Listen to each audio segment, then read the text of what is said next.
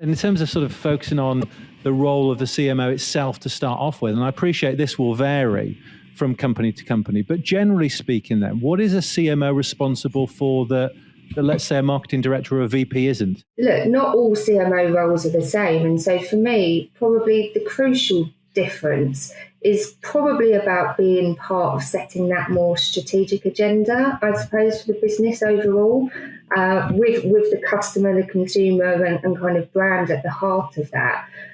It's really funny actually, because becoming an active board member for me, and this is my first board executive role, it's actually been about almost letting go of some of those marketing aspects, which is ironic given that I've spent most of the last 20 years actually focusing on kind of developing and executing those marketing and comms skills across those different sectors.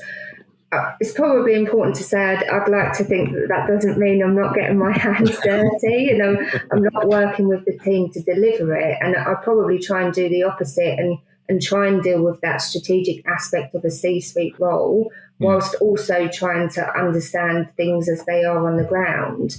I think many marketing jobs out there do that to a certain degree.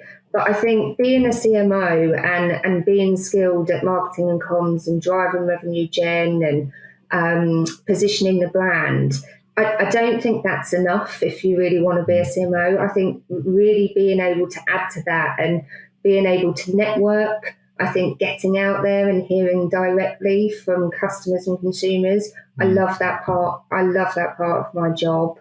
Building those relationships and having, I suppose, more importantly, a point of view at board level across lots of different topics, whether that's product portfolio, strategic direction of the wider business, financials, HR, for example. I think having that broader opinion and view is really important.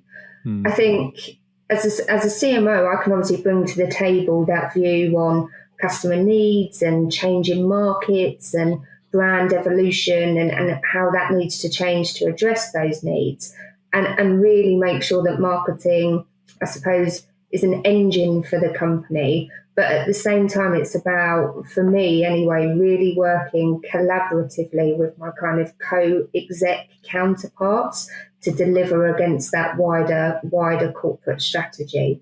Yeah, and I think you hit the nail on the head there, Kate. I mean, that's how I see the sort of CMO role, is that your team, in effect, are your peers first, whereas at sort of VP and director level, your team is your marketing team first. And I think a lot of companies, certainly from our perspective, go in and sort of think they want a CMO.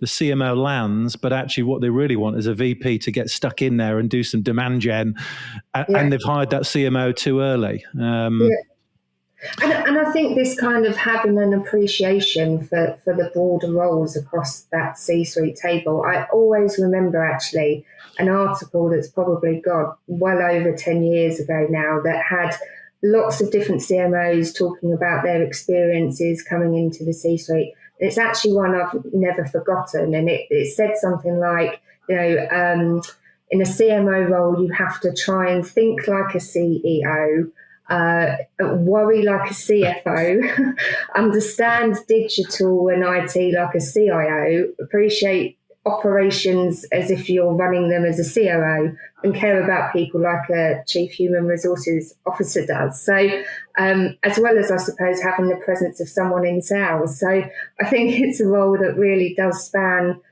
across trying to bring all of that together and having an opinion across that as well. I love it.